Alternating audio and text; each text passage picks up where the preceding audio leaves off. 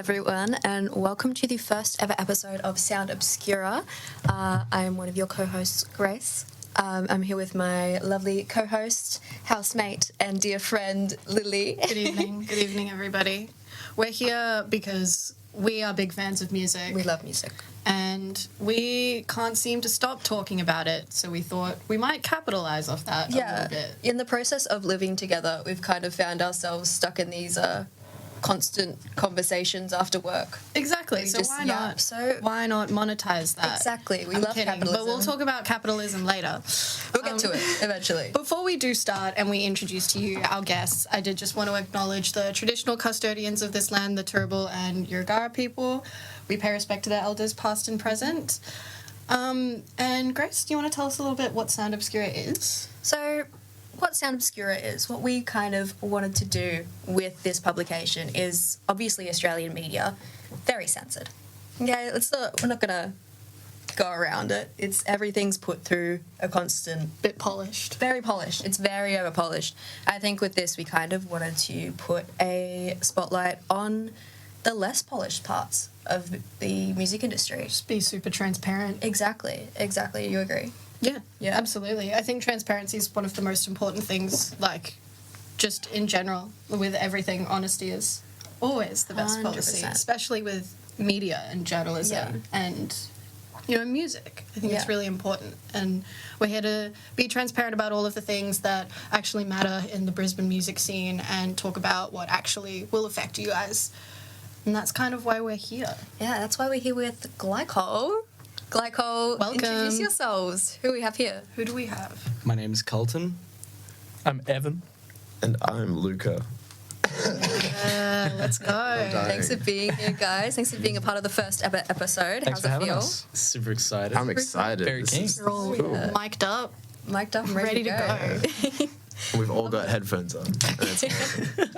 So, Glycol, you guys have a very peculiar gigging style, right? So what you guys do, for the viewers who maybe don't know, is they'll put a set of coordinates on their social media or something like that, and they'll tell their listeners to just basically come find them, which is really cool. It's kind of like this little Easter egg hunt. Why that gigging style? Like, what about that appealed to you guys, do you think? I love adventure.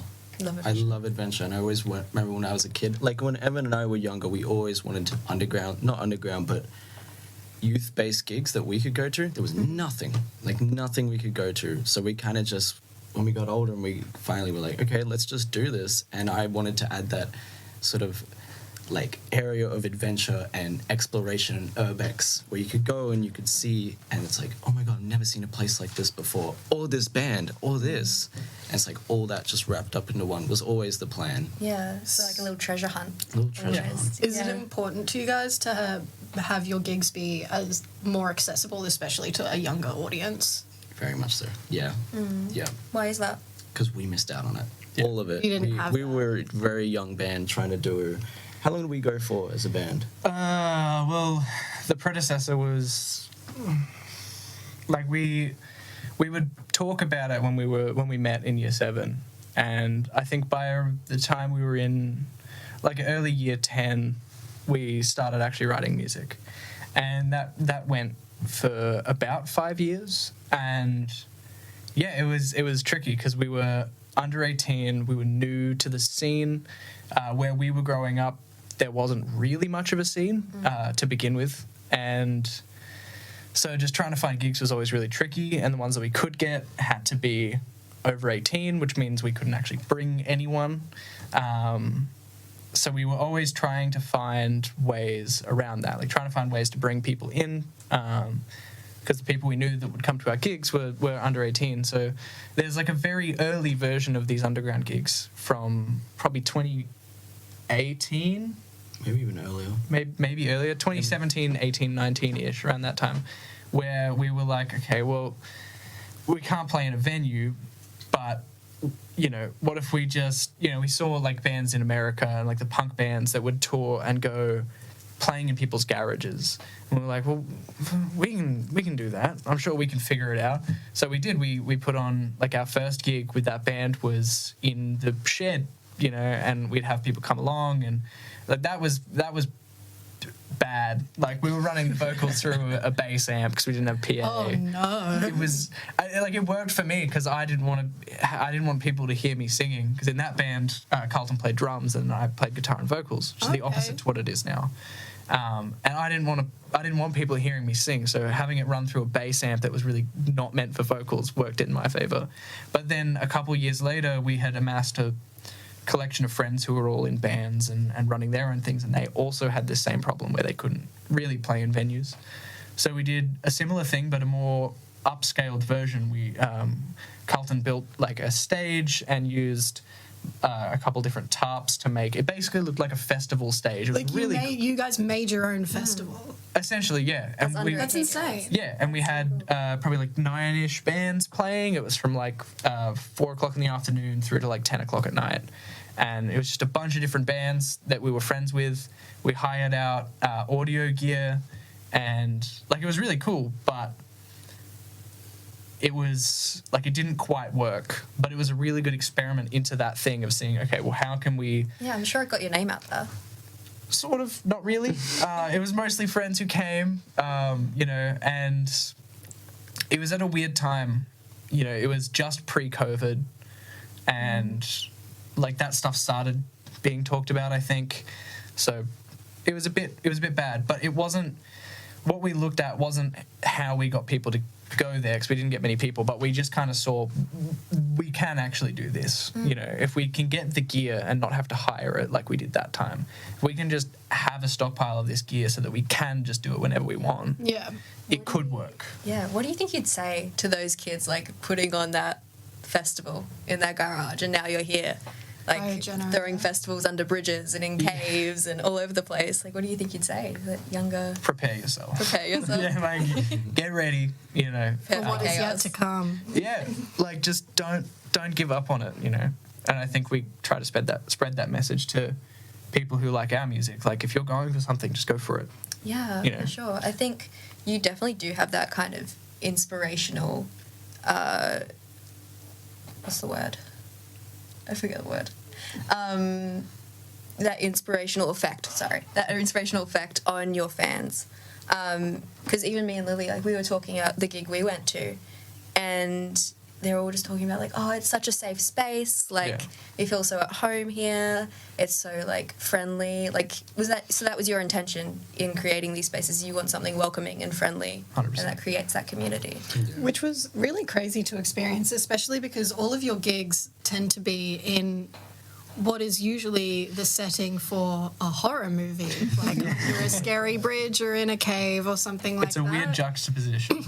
But it was seriously the safest that I've ever felt at any gig ever, which was just so unbelievable, because there are so many venues that are packed out with security, and like it's like I didn't feel as safe as I did under a bridge with you 3 guys rocking out with a generator. It's almost like when you cage people in, you feel a little bit more free. You don't have like people standing over like, why'd you can't do that. Don't go on each other's shoulders. Don't dance that aggressively. That's too much. You can't do that. It's funny how once you get rid of authority, suddenly things are actually there's less friction in everything. I think that there's this, it almost plays into this old-fashioned having kids playing outside again sort of thing. I feel like everyone's very expected to just stay inside. We put up these locations and we always worry about them going bad or having a noise complaint or the police showing up, because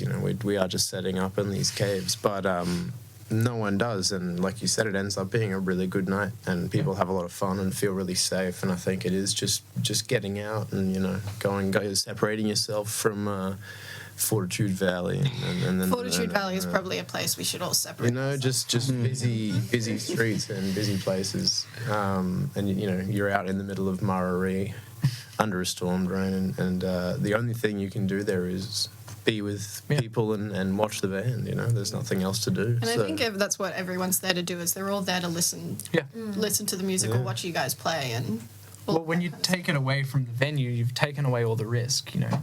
Like, I'm sure people could argue like, oh, well, you're playing under a bridge or under, wherever we're playing. It's like, you don't have security, you don't have this, so, it could be dangerous. It's like, well, if people are left to their own devices and they're all there for the same goal, in this case, that everyone who's coming is coming to hang out and see a band play, they're not going to do anything stupid because they know that if they do something stupid, there's no one there. There's no safety net, Yeah. There's no security There's no first aid tent that's going to save first them. aid tent. So they're just like, okay, well, I'm just going to not be an idiot and not hurt myself. They take and not punch anyone in the face. Yeah, Like they take such good care of each other too. I've seen people who do trip over in the mosh pit or Someone will pick them up. Oh, everyone stops to pick them up. There's a really it was like the best I've seen. Yeah. Right? Yes, And then even in the wall of death, everyone was so lovely. I love those gigs. I think you're absolutely right. Everyone's there for that reason, to kind of be together and share this special thing we have, this sound we have with the community. Yeah. It was definitely always a community-based thing. Like, I remember when we were younger, I was like full in the old scene and everything, and what they called the ramp scene at the time. But it was like, yeah, you guys know what it is. You know what's up. Even I had like a visceral But I remember, like, as a kid, I never found a place to fit in. And, like, that's kind of what I expressed in our song Incompatible. It's like I felt very incompatible with the world. It's like I didn't fit in anywhere. And then I was like, when I'm older, I'm going to make sure people fit in. Yeah. And it's like, that's what I did. I made sure anyone can fit in. You're creating that space. Because I never got it. I was very alone. I mean, Evan is the only standing friend I probably have since I was a kid. The only one. And, like, even, like, barely had any friends. Which is funny because recently... my dog passed away, and my dog was given to me as a substitute for how lonely I was. My parents, they were like, we're buying you this dog because you have no friends at all, you loser. Essentially, right? So they gave me that dog, and it's ironic now because the dog leaves the moment I finally built a community for everyone, and I was just like, okay, you serve really your time. symbolic. It's like your guardian angel. My guardian angel. She was a white, fluffy dog. Guardian angel. gorgeous. But yeah, that was a beautiful moment. So full circle. Yeah. Absolutely. My last question, regarding your gigging style, actually two. You guys tend to avoid playing at venues for the reasons that we've just discussed. Do you guys think that more bands should do what you guys do? Like, do you think that we're lacking that sort of gigging scene, or do you think... Take it at your own risk. I encourage people... It can be dangerous. Yeah, It can be dangerous. You really, you do have to be mentally prepared for it and quite a relaxed person because the environment you create, it shows really quick. Yeah. But As well as quite strategic, I would think. yeah, you got to be smart with it. But we do it as an encouragement to say you can do what you want. Yeah. Like, even if you mess up in life or something bad does happen, it's like something bad could happen anywhere. It's not going to change whether or not you do something that people say is going to be bad. It's like, go do it because you don't know. And we didn't know when we first did it. We were, like, terrified. Oh, man. We were, like, we'd set up and we were convinced that... I think they were. There was 7 cop cars at the first gig. There's no way. And they were following his car. I went to See some guys rocking out. Well, no, what it ended up being, we realised after we had finished the gig, there was roadworks on the highway we were playing 7 under. police cars. But there was a bunch of cop cars, and we were like, yeah, no one's gonna show up to this for starters. We're gonna have like the photographers that we've like asked to come to get photos. We're like, they're gonna show up. They might bring a friend. There's gonna be no one here, and the cops are going to get called, and we're going to get fined. And somehow I think we ended up having about 40 people at that gig, which was mind blowing. Maybe 30 max. 30, 40, yeah, probably around the 30 mark. a classroom. But yes, That's a good way to put it. Classroom. The cops never came down, and they were literally parked pretty much directly above us.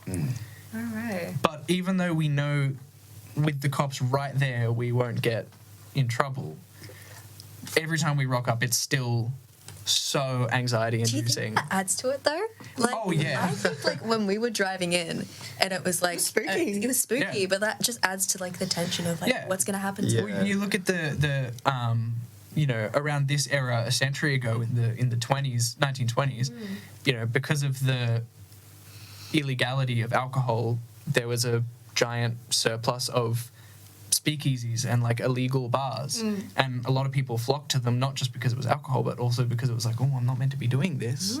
You know, I think that's a big part of it.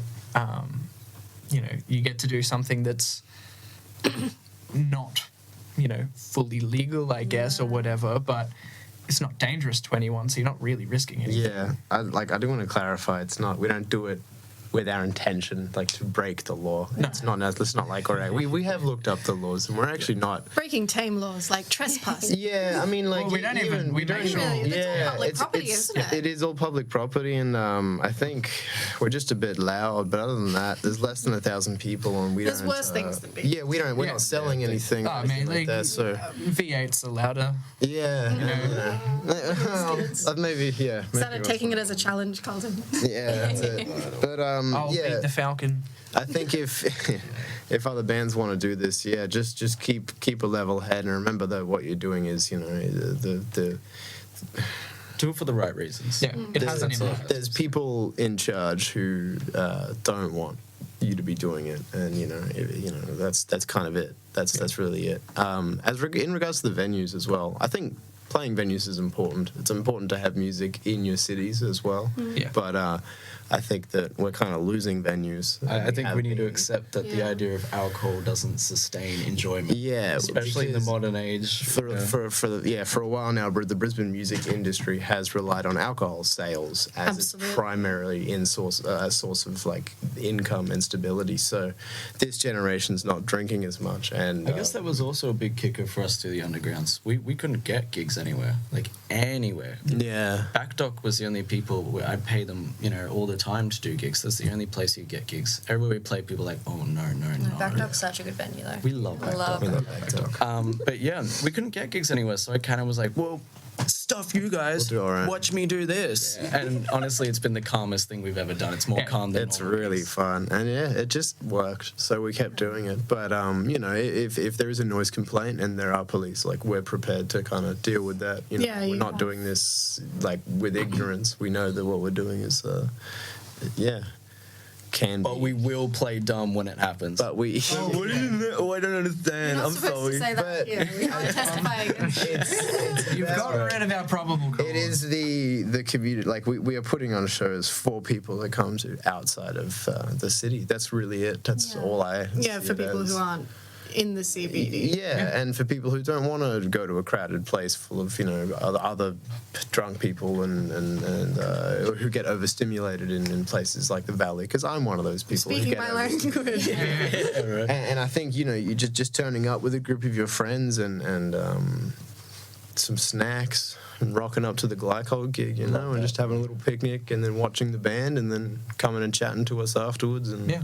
taking some photos and then going home before 11. So yeah, I think that they are really fun, and other bands should definitely do it. But just make sure everyone's safe. Yeah, That's it. yeah. I think on top of community, one of the other big words you've used in your Instagram specifically is underground. Yeah, what does that mean to you guys? Underground. I feel like for me personally, it was always everything great always started underground. At least in the music, you talk about the punk scene, it was underground. Talk Yeah. about the jazz scene, it started under typically sort of basements originally. Pretty sure. Well, started on the streets, but There you go, still very underground. Every sort of Sure. scene, like indie or anything. didn't start in a fancy venue. No, No. everything always started underground. Everything that people love these days, it started underground. And for me, it was always like, I understand how this works. I'm not going to be dumb. I'm going to play the rules and continue my roots of doing underground things. Yeah. You know? So, what do you think the benefits of being an underground band are? Is it that community? It's only, exists? that's Yeah. all we ever really cared about. It's like community is the most important thing. Yeah. At the end of the day, it's like the music is half of it. The other half is always community. And then the money is like, well, I hope I can live. Well, you know, that's like, that's We'll how it work always that out, goes. sink it. Yeah, which Yeah. is, it's kind of, we kind of put that as the lowest priority because it's never really meant Yeah. anything. Like the thing I always loved about bands is I had a community. When I didn't fit in anywhere, I went to a gig, and then all of a sudden people didn't care if you punched them for some reason in a mosh pit, and you're like, wow, this is amazing. Oh my God. So it was that feeling that I just like, I need to continue this. Okay. Sure. What about you two? What does underground mean to you guys? I enjoy it. I think venues. With venues, you've got not always rules. I do play some really cool venues in the Valley, and I don't want to sound like I'm against the idea, but there's equipment that's not yours, and there's a space that's privately owned and designed to get people to spend money on alcohol. When you play a gig in a storm drain, it's very engaging. I've never felt more connected to a live crowd while playing than I have at these undergrounds, because they're like 20 centimeters in front of you. I have like absolutely knocked some poor people out with my bass guitar during shows. Just a small sidebar on how close some people get to you guys at your gigs. People have turned off some pedals in the past. There's no creative boundaries for the audience, let alone you guys. Like they know by now that when I play, there's movement involved, and the bass travels, and I'm a tall guy, so I have a long reach, and some of these lovely audience members want to come up and feel the energy, and then they clock it. Feel it a little too hard. Yeah, they clock a bass guitar, a tuning peg to the jaw, you know. I think the cool thing about that, though, like specifically, you know, the no stage thing, I think you can go two ways. Like, I love having an actual bandstand. I think there's a lot of really good, like, philosophical meaning behind a bandstand. But in the context that we're playing, we're not above anyone that's in the audience. You know, we're not like, oh, well, we're doing this, so we're better than you. Like, it's not, you know, anyone can do it, you know. We're on the same level as everyone. We never want to be seen as being above. So I think subliminally playing on the same level as them, and them being able to come in really close, you know, deciding to get smashed in the face with the headstock of a bass, you know, like, it's cool. There's a lot of power behind it, and like that's what the big thing for me with the underground kicks is the power behind it. You know, like, you see this group of, you know, 100 odd people who are from, you know, most cats don't even know each other. You know, they all come in with their little groups of like 3 to 5, but they're all coming from different places. We get a lot of people from Ipswich, some people from Brisbane, you know, like, they're all coming for this one thing, and that's really cool. And you can see that. You could see everyone, even after we've stopped playing, like, people, it still is this little society that's just like hanging out under the same rule, you know. For sure. I think it is honestly really refreshing to see you guys come in and have that mindset. Because I think, you know, lately, you know, you see all these bands, you know, they're front and center. It's like me, like money. You know, like jumping off the stage at Rick's, or, you know, like. Well, I haven't seen that, but I'd love to. No, but it's really nice for you guys to come in and be like, no, we're actually here for the community, like for the people. You're here for your audience. Yeah, exactly. And we've got a really fun sound and really fun music, and again, I think it's fun to share it with people that want to see it. Speaking of, you guys have just dropped a new album recently. God, it feels ancient at this point, to be honest. How long ago was it? A month? No, not even that. It's no, it's been a month or two ago. But I mean, the songs itself, I've been playing that since I maybe was 16. Some of them, and now I'm just like, oh my god, please, like, just let's move on. Like, Let's put up something else. It also, like, we sat on that album for a while. Like, we recorded it, like, March or May last year. Like, we've been sitting on that album for over a year.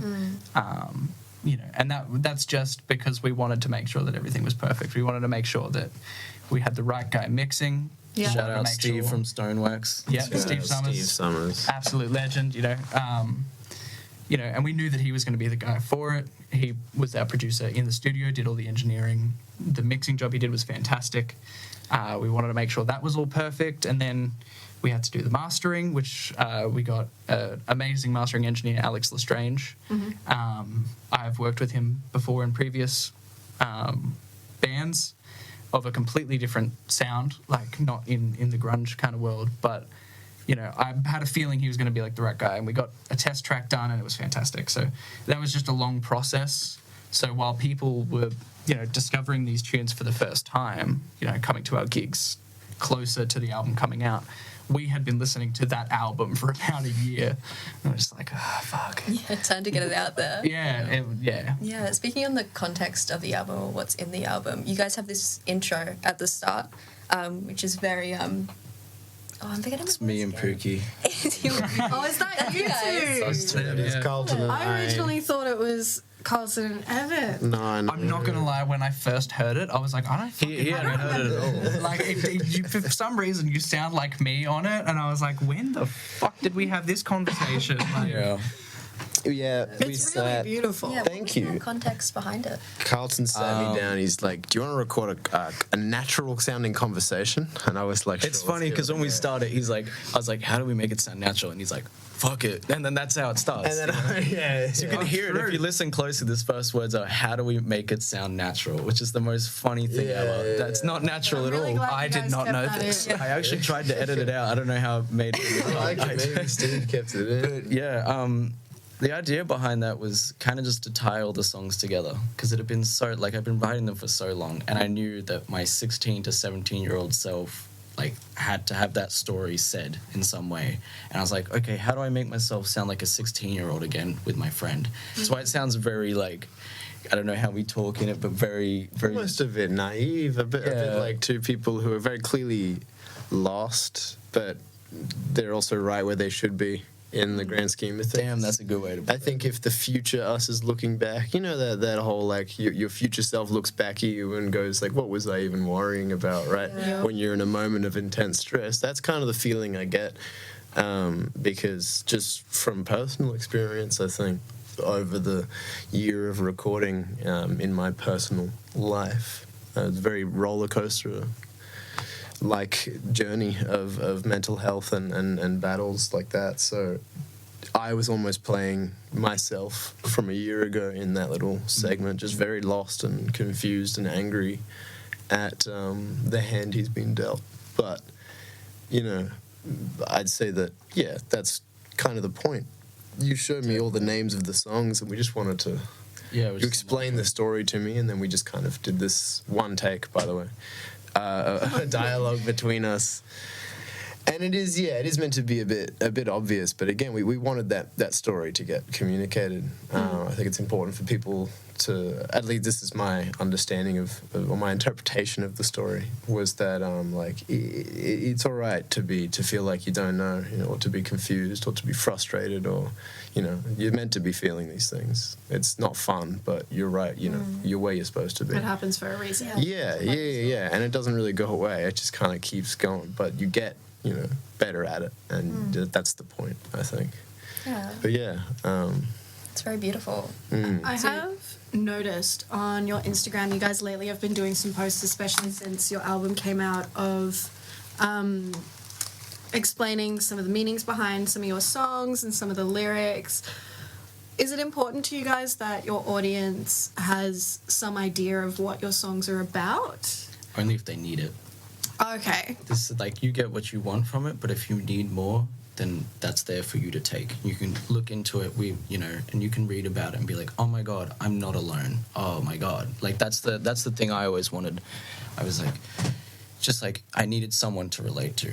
Well, okay, I'm not just the only one. I'm not crazy, you know? Yeah. That's how you don't want to Yeah. feel. But that was kind of the point of putting those out. And maybe there's a select story that someone can go, oh, okay, I relate to this. This has literally happened to me. And that's there. And then you can listen to it.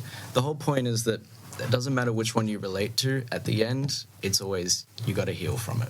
Like, every single part of it is something bad has happened right up until the end. And you say, no more, I choose to heal. And that's why we end the song like that. Yeah. The album, I mean, sorry. With Blossom? Blossom. With Blossom. It's like everything coming to fruition. yes. Exactly. Yeah, it's beautiful. blooming. In terms of inspirations for the record, who would you say kind of drove you? Yeah, influenced you. For me, I think when I was writing those songs, I was super into Nirvana, if that wasn't obvious. Just a little. Only a little. Super obvious. But yeah, I know, at the time I was really into it because that's where I felt like I fit in. That was like, I'm part of this dude. Like, that was my thing. But these days, I don't relate to it at all, but I know it relates to so many people around, like, around that age group, that younger sort of 16, 17, it's like, oh my God, I get it. So it was like, it still needs to be put out, but it's very grungy. Yeah. It was pretty much, for me, Nirvana and Queens of the Stone Age was pretty much it. Yeah, it definitely, the Queens of the Stone Age comes through as well. I think it's very, like, has that swagger to it as much as it has that grunge to it, which I think, you know, comes through. Yeah. Absolutely. What about you two? Well, I mean, like, when I was, like, in my teenage years, I was listening to a lot of Nirvana and Queens of the Stone Age, and... But you weren't in the band around then. I wasn't in the band around then. There was a bit of separation. But, you know, like, I have that foundation in my brain of, like, this was the stuff that I grew up listening to, a lot of that sort of stuff, Blink-182, Green Day, like, the Germs, like, punky stuff. But when I kind of started in the band, I was studying my jazz degree, and when I picked up drums, it was when I was kind of getting into jazz, like just before. So at that point, I'd been playing jazz drums longer than I had been playing any other style of drums. So I had no idea what I was doing. But I was like, okay, well, I know I need to get way thicker sticks, and I need to, like, hit way harder. And, you know, so kind of what I looked at, because I didn't want to... I had a feeling that I didn't want to lose the vocabulary on the instrument that I had, and I didn't want to just be like, oh, I'm in a grunge band now, so now I'm going to play the grunge thing. You know, there are definitely times where it does get taken to that sort of level, but I'd looked at a lot of, you know, 70s and 80s Tony Williams, and, you know, like, he was a fantastic drummer. He was playing with Miles Davis when he was like 17, and, you know, through the 70s and 80s he was playing a lot more powerful, like, funk kind of stuff, like a bit of everything. But I just kind of looked at the way that he had taken the language that he had learned and transferred it into a different genre, and I was like, okay, well, what if I try to do that? So the way that I kind of play for Glycol is a little bit unconventional. I a lot of the time get people asking me, like, what the fuck are you doing here? Like, what, you know, the whole classic thing with this style of music is your bass drum's really low and your toms are tuned really low and the snare's tuned really low and everything just sounds like that, you know. Whereas I was like, I don't fuck with that. So my toms are tuned high, my snare is cranked, and I use them more as a melodic instrument. I try to take the approach of I'm writing a melody behind everything else. I think that definitely shows in Angel Wings. With a lot of that tom work. I was when I first got him, because that was one of the first songs he wrote, I was like, wow, okay, keep doing whatever that is. Because like I hate when people join bands are like, we're this kind of band, you play that. Okay. When Evan joined, I was like, you're a this drummer, that means you play what that is. Yeah. Whatever that is to you play it. I think you guys were talking with us earlier about like how you write your songs and stuff like that. And you said it's very much like a jam session the whole way through. So like you guys bouncing off each other and like more so the drums and bass kind of part. Like Carlton comes in with a song that he's written. Not to say that we haven't written stuff through jams. I think actually, Blossom was a jam session. Was literally just a jam. That's true. But like, yeah, most of the time Carlton will come in with like an idea or a fully finished song, and then we just play it until we find what feels right. Luca, what was your inspirations, my guy? It's gonna be tough because he originally was the original drummer. So I've heard, I chucked him on the bass. Been a little bit into Primus. Oh, a bit into Primus might be an understatement. We'll get to Primus. I think Carlton makes a good point. The thing with Glycol and why I consider it very different from the other bands I play in is I'm a drummer. Mainly, 90% of the time I play drums, and I teach drums, and I love it. I've been doing it for ages, like 13, 14 years now. And I was playing drums for a very, very early Glycol before Evan was in the band. It was just Carlton and I, and then some other people who rotated out trying to find the right group. And eventually, after a few trial and error, Carlton suggested that I pick up bass guitar. Because I mentioned that I had bought a bass guitar and had about 3 or 4 weeks experience, and Carlton's like, yeah, give it a go. So I think the thing that we learned from that is it's not it's like it's not how good you play the instrument, it's who you're playing with. Yeah. Because you got to be locked in a room for like, 12 hours straight writing stuff. If you can't do that or tour around the world with them, don't bother. Yeah, It's gonna that's create a very good friction. point. It's like, doesn't matter how good they are playing their instrument. You could get a crappy drummer, and if you get along with them really well and you Yep. guys can just write That's really a good well, band. you'll do It'll- better. It's that chemistry that really shows on stage. Yeah. Yeah. But I learned to play bass for Glycol, essentially. So I don't really learn songs, and I never got lessons for bass guitar. I just have the training in rhythm from playing drums, and then it was just pronouncing it onto the bass guitar. That's probably why you're like, Yeah, that's why I play very aggressively and why I have a lot of energy, is because I'm used to having drums to let that energy out on, and now I don't, so it's got to go somewhere. And I think that, like it does bring this unorthodox, very crazy kind of yeah, sounds if it wasn't to- for you, our sets would be boring AF. To be honest. You do carry the energy. Yeah. I think that there's almost this chaos that I like imbue in the song, Yeah. because I think Carlton brings very beautiful, very emotionally heavy riffs and powerful lyrics, and Evans just constructing the rhythms and how this song is going to move and where it's going to travel. And then I've got the freedom to be like, okay, now I've got to make it sound like Glycol. I've got to bring it. It's too pretty now. I need to do something. So my bass usually has a lot of overdrive, and I was listening to a lot of stoner metal back in when we started, so a lot of Electric Wizard and Sleep and just big, massive fuzz. So I bought a fuzz pedal and a synth pedal.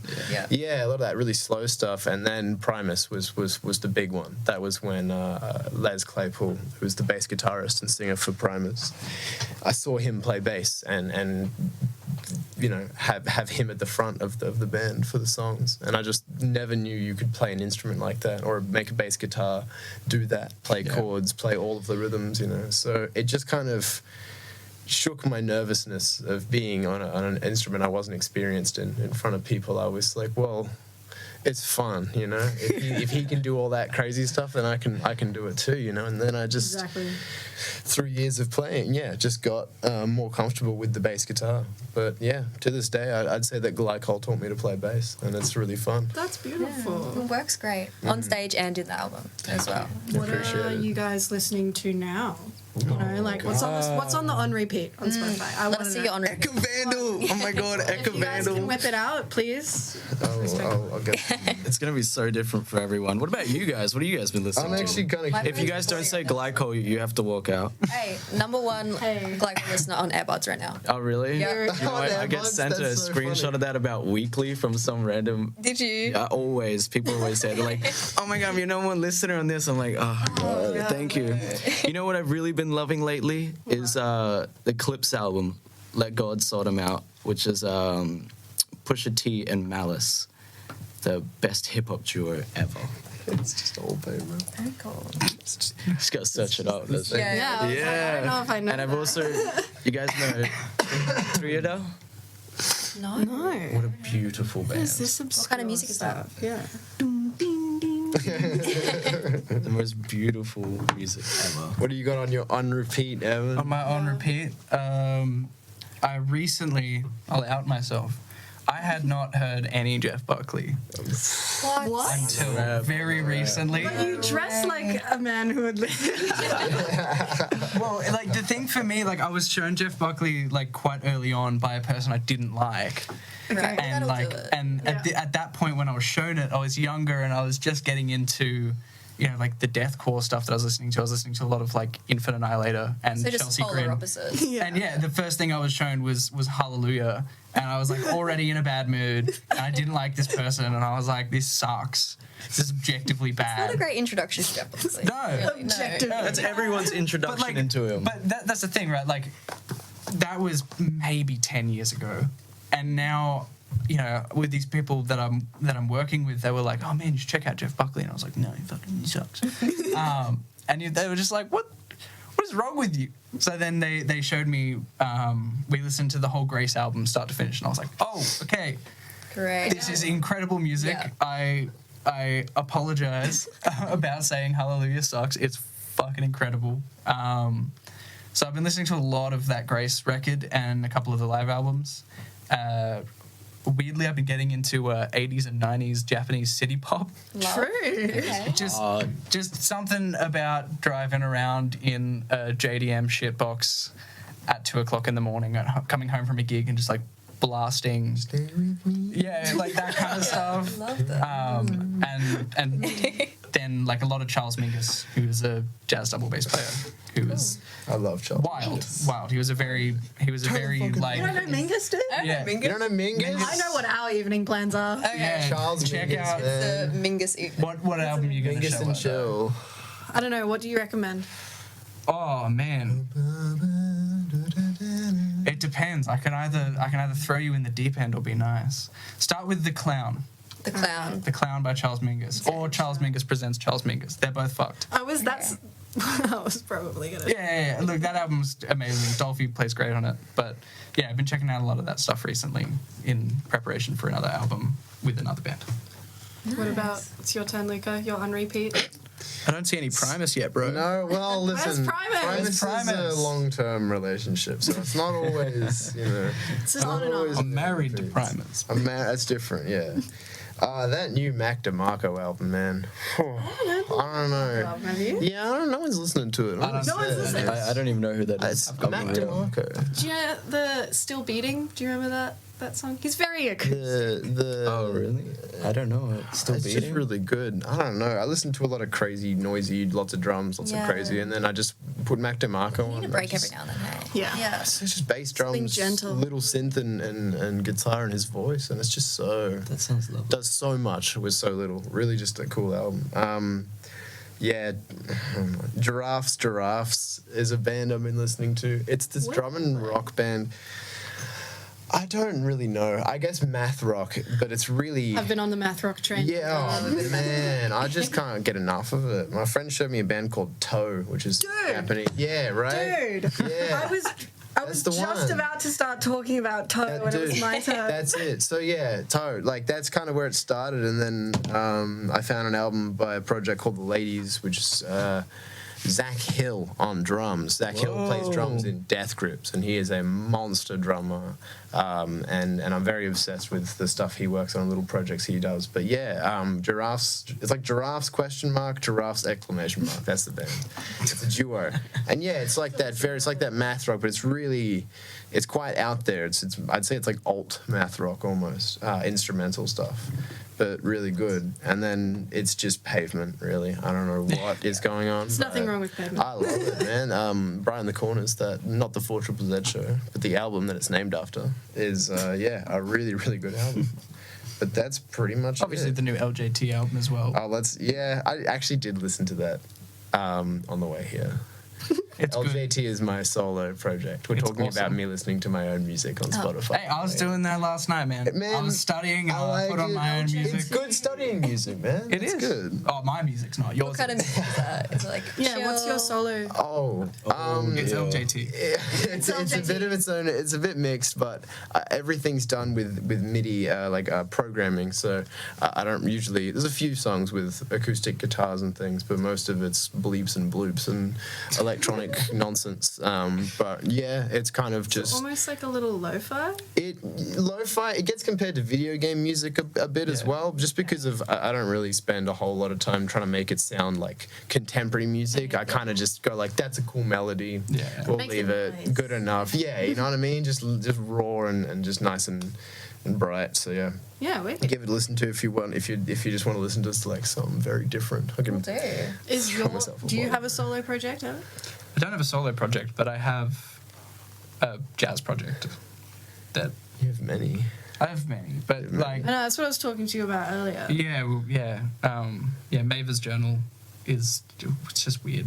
Mavis Journal. I Mavis Journal. love Mavis Journal. MEVAS. I It's love we released an Mavis. album last year, I think. Yeah. It's a lot more. It's easier to get into that album than any of the shit we've been playing on the gigs recently. We've gone a lot more avant-garde as of late. But That's exciting. I'll do my homework on those Yeah, later. we've got so many bands now to look up tonight. Oh, I can keep giving you some. You play drums. let's just keep naming random bands so the credits have to be I fucking. mean, yeah, true. A reference list Your is reference just- list is going to be huge, man. I'm in It's 3 okay. bands as of currently. Yeah. Three, Three. infinite. How many have you got? Just Me? this one, right? Oh man, Is it I just- struggle keeping up with Just this. Bro, this is enough for me. I did the several bands for a while. I'm good. This is It's a lot. It is. All your energy into this one. That's pretty much it. Fair enough. Well, speaking of Glycol, your future endeavours, guys. I hear you maybe going to Melbourne. We are definitely going on. No, Is that a I'm little quitting. tour Yeah, Yeah. kind of thing? I kind of made it a rule for myself. I was like, if I put the album out this year, I have to tour somewhere. Like, it was like, I have to do it. This is a good goal. Yeah, I always like to give myself those kind of goals just to keep going. And kind of my plan, at least, I don't know if I haven't told these guys, we're gonna go. Surprise! I just do what I want. But we're gonna go there and we're gonna suss it out for underground gigs there because we have so many people in Melbourne that want underground shows. And I'm like, oh, okay, well, I don't know how to do that. So we're gonna go there and check it out, Just have a little explore. explore, meet See some what people, and happens. hopefully they It can. would be show us. such a nice little band trip for you guys. Yeah, it'd be cool. I think we're gonna try and do several places, just underground tour, which would be crazy. Am I coming? I would prefer you to, yes. But if you're from Melbourne and you want to see Glycol, 7th of November. 7th of November. Do you have a place that you're playing at? Old bar, the Old bar The old with bar. How old is Some it? I don't know. funky Melbourne bands are going to open for us. Yes. Or we're opening. No, they're opening. Yeah. Yeah. That's right. We obviously know lovely. every minute We are detail just- of we are this. locked Very in, man. prepared. It's all Down to very the- organised. Oh, yeah. It's all on the Instagram, man. It's on Just check it out on Instagram. Talk to me. Find it. Right. Not only do you have a tour coming up, but I don't know if I can say this, but there are whispers of a new album in the works. Perhaps, maybe. Are we writing something? Man, maybe you got more details than I've got, man. No, yeah. A new album? No. I mean, you just. Well, like in writing. Yes. Well, yeah, not Yeah. necessarily in No, not production. done at all. but Not are we, done. are we writing anything at the moment? It's almost done written. I've been I've been working. They've all been in your back pocket, haven't they, Colton? Yeah, I've been obsessing over this album. I am getting very emotional about this album. It breaks me a little bit. I think people are not entirely. I don't want to sound too cocky, but I don't think people. They're not ready. A little bit. Big things coming. Big things coming. Watch this space. No, just as myself to be proud of myself for once. I wrote a lot of this stuff and I'm like, oh my god, I'm a little bit scared for once to put music out. Because when we put that album out, I wasn't scared at all. I was like, yeah, okay, I wrote some songs. But this time I'm like, oh my god. There was a lot more excitement. My than that, I whole will point heart. out. We were very excited. It wasn't just like, Okay, I'm kind of- throw this at them. Kind of putting everything that I ever did bad in this world out as well, as alongside everything bad that ever happened to me is going out and saying It's a very I'm- intimate. very intimate, and it's like I'm ready Raw. to let go and teach you guys how to let go, and that's going to be a huge thing. I'm very anxious about it, but super excited. I think it's going to help a lot of people. It's going to be much more story based. So I hope people like that stuff. Man, I'm anxious and excited. It is confronting. It is some of the most fun music I've played in a while. I'll give you that. There's some really cool parts in it that we've worked on, and you know, I love when my silly little ideas we were talking about before actually make it into the song, and there's a few of those as well. And There's a lot more of Lucas writing this one, which I'm there's- very happy about. There's pretty much one song that was almost Yeah. entirely written by you. It's been good, I think, for me as well, because again, I'm not. It took me a long time to start saying that I was a bass guitarist, which I do now. You know, it's not something I struggle with, but being able to be comfortable behind that instrument and then actually sit with Carlton and write stuff on a guitar or on a bass guitar and not a drum set was challenging, but a lot of fun. And it was surprising to see what we could come up with, and I impressed myself. So I'm also very keen for this album. But yeah, same thing. I'm quite anxious because it's got a lot of our hard work into it.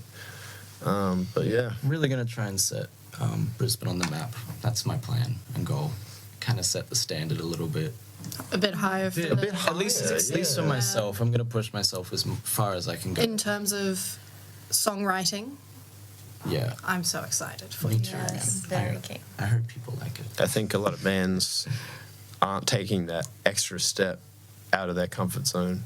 That's where you find the really good stuff when you're songwriting. You really got to do what makes you uncomfortable, but because that's how you're prodding the right questions in your own head so. to get Do some you think really that's good stuff. a good indicator if something's like good lyricism? If you're almost like anxious really to put scared. it Oh, yeah. That's kind of been the whole definitely. goal for this album. Is like, oh, how scared am I to put this out? It's like 1,000%. Yeah. Like I am. It's like, oh my god. I hope people are gonna look at me the same after this and be okay with it. That's how I'm feeling. So, but I think a lot of people are gonna get a lot more help from this album, and there's a new perspective I've kind of put on there to help people mentally. But I won't explain that. I'll let the album explain it because it'll do a better job. It'll explain than- itself. Yes. Yeah, I hope so. But it'll do a better job than I could do now in 5 minutes at least. Early stages of development too. Don't Don't get too excited, guys. Give us some time. We got it's written. But At least another decade. They still need to produce. Yeah. Yes, we haven't actually started doing the microphones and stuff yet. So, but I'm very excited. I'll tell you that much. Well, maybe on that ominous note, we should wrap it up. Yeah. I mean, that's all about questions. Is there anything you guys want to add today? Anything you want to plug? I don't think you guys still told us your songs. Your Hour on repeat. yeah, come on. Well, Here's a two-way street. Mine's on As my Luca phone there read that's my recording, mind- so I can't put it on. But You've got a mental on. got a repeat, lot of math rock going on at the moment. Throw Been some listening bands, to Toe. We've Yeah. also got. My new playlist is called "What Are You Doing with Your Fingers," and it's a lot of classic Good album Alethea. We've got on there Pliny. Yeah. Big fan of Pliny. Some Chon, some Toe, some Intervals. this is all Chon, that's I playing in forgot our about house Chon. at the moment, by the way. Sounds I'm a good. huge Intervals is Chon great. fan. Yeah. Yep. Do you remember what's on your Can't remember off the top of my head. What have you been listening to though? What am I metal? listening to? A lot of metal. I really like Headwreck at the moment. You guys know Headwreck? No. No, She's good, always throwing Brizzy, out random- hardcore. Oh, yeah. band. Really? Yeah. Do you know who I recently went and saw? I think it was last week. Do you guys know Blind Girls? Yeah. Love Blind Girls. It was a super amazing gig. That was super fun. Awesome. It's another Yeah. metal band. It's a lot of good gigs coming up. Are you guys going to good things this year? I actually am. You are? For once. I had money this time. I could actually Let's afford go. it. Yeah. Nice. So that's very exciting. So you- Tool and Weezer. Yeah. Yeah, dude. What an interesting duo. It's gonna be cool. I've always loved. It's such a crazy Weezer was actually the headline first event. song I ever played live. No way. In a Which band. Weezer song? Pork and Beans. Yes, that's such an underrated one. It's a good song. Yeah. I actually like it. It was really fun. I expect to hear that at the next Glycol. Yes. Oh, that'd be can we great. request all the Yeah, we names? should do a Weezer cover. Yeah, dude. We should do a cover. Yeah, true. We never. But then I need to learn what to actually play. No, you don't. You'll be fine. Do it by ear. All right. Well, thank you so much for doing this with us. Thanks for having us. Thanks for We're having forever grateful. Thank you guys. You guys are the first guys to do a podcast with us, so we appreciate it. Thank you for reaching You're out. the first guys to do a podcast with us. Wow. I'm honoured. Well, thank you so much to everyone who's made it this far and And listening. also thank you to Lauren here behind the camera. For Lauren. organising this space for us. Thank you, Lauren. For making this entire thing possible. But yeah, thanks again, guys. And we hope to have a chat with you again soon. Yeah. See you next time. See you next time. Bye, guys. Give me some refreshing. I was going to say, is this right? I started